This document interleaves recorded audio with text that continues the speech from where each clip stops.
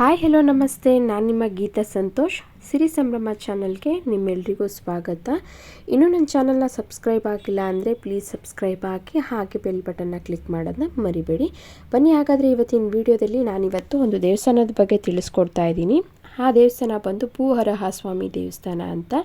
ಅದು ಮಂಡ್ಯ ಜಿಲ್ಲೆಯ KR ಪೇಟೆ ತಾಲೂಕಿನ ಗಂಜಿಗೆರೆ ಎಂಬ ಕಲ್ಲಳ್ಳಿ ಗ್ರಾಮದಲ್ಲಿದೆ. ಆ ದೇವಸ್ಥಾನ ತುಂಬ ಪವರ್ಫುಲ್ ಅಂತಲೇ ಹೇಳ್ಬೋದು. ಆ ದೇವಸ್ಥಾನ ಭೂಹರಹ ಸ್ವಾಮಿ ದೇವಸ್ಥಾನ. ಅದು ನಾವು ಕೂಡ ಆ ದೇವಸ್ಥಾನಕ್ಕೆ ಹೋಗಿದ್ವಿ. ಆ ದೇವಸ್ಥಾನಕ್ಕೆ ಹೋಗಿ ದರ್ಶನ ಮಾಡಿ ಮನೆ ಸೈಟು ಏನೇ ನಾವು ತೊಗೊಬೇಕು ಅಂದ್ರೂ ಅದು ನೆರವೇರುತ್ತಂತೆ.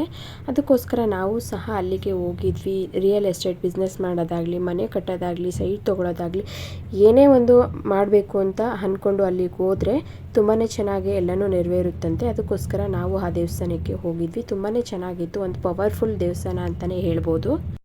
ಭೂಹರಹ ಸ್ವಾಮಿ ದೇವಸ್ಥಾನ ಬಂದು ಅದು ಚೋಳರ ಕಾಲದ್ದಂತೆ.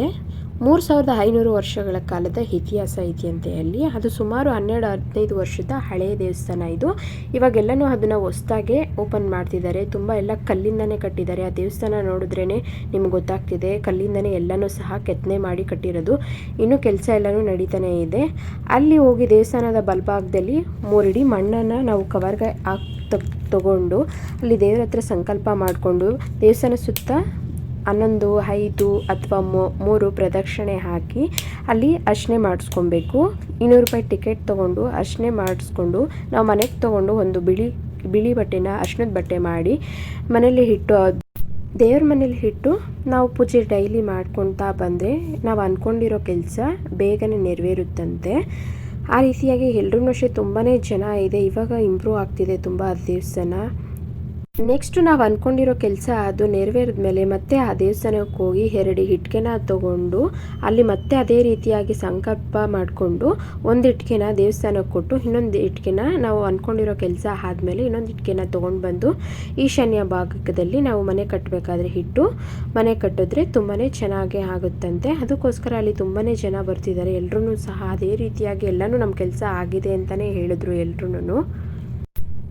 ಅಲ್ಲಿ ಒಂದು ನದಿನೂ ಸಹ ಇದೆ. 3 ನದಿ ಸೇರುವಂತಹ ಒಂದು ದೊಡ್ಡದಾದ ನದಿ ಇದೆ. ತುಂಬಾನೇ ನದಿಯಲ್ಲಿ ದೇವರು ಉತ್ಪತ್ತಿ ಆಗಿರಂತೆ ಭೂಹರಹ ಸ್ವಾಮಿ. ಭೂಹರಹ ಸ್ವಾಮಿ ಅಂದರೆ ಭೂಮಿ ಬಗ್ಗೆ, ಭೂಮಿ ವಿಚಾರ ಏನೇ ಆದ್ರೂ ಅಲ್ಲಿ ನೆರವೇರೋದಕ್ಕೋಸ್ಕರ ಅದು ಆ ದೇವಸ್ಥಾನ ಬಂದು ಭೂಹರಹ ಸ್ವಾಮಿ ಅಂತ ಹೆಸರಿಟ್ಟಿದ್ದಾರೆ. ಈ ನದಿ ಬಂದು 3 ನದಿ ಸೇರಿ ಕೂಡಿರುವಂತಹ ಒಂದು ನದಿಯಾಗಿದೆ. ಅಲ್ಲಿ ಇನ್ನೂ ಸಹ ದೇವಸ್ಥಾನದ ಕೆಲಸಗಳು ನಡೀತಿದೆ. ಅಲ್ಲಿ 148 ಕಂಬಗಳನ್ನ ನಿಲ್ಲಿಸಬೇಕು ಅಂತ ಅಂದ್ಕೊಂಡಿದ್ದಾರೆ.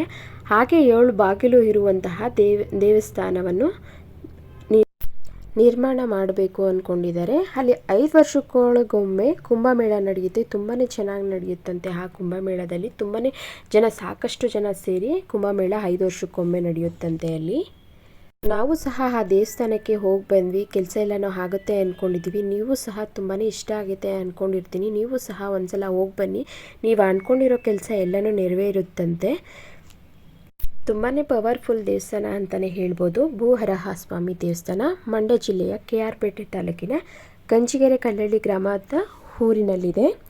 ನೀವು ಒಂದ್ಸಲ ಈ ದೇವಸ್ಥಾನಕ್ಕೆ ವಿಸಿಟ್ ಮಾಡಿ. ತುಂಬಾ ಅಂದ್ಕೊಂಡಿರೋ ಕೆಲಸ ಎಲ್ಲನೂ ನೆರವೇರುತ್ತೆ.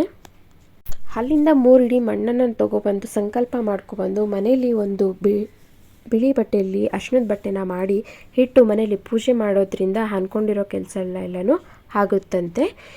ಈ ವಿಡಿಯೋ ನಿಮಗೆಲ್ರಿಗೂ ಇಷ್ಟ ಆಗಿದೆ ಅಂದ್ಕೊತೀನಿ. ಇನ್ನೂ ನನ್ನ ಚಾನಲ್ನ ಸಬ್ಸ್ಕ್ರೈಬ್ ಆಗಿಲ್ಲ ಅಂದರೆ ಪ್ಲೀಸ್ ಸಬ್ಸ್ಕ್ರೈಬ್ ಆಗಿ ಹಾಗೆ ಬೆಲ್ ಬಟನ್ನ ಕ್ಲಿಕ್ ಮಾಡೋದನ್ನ ಮರಿಬೇಡಿ. Thank you.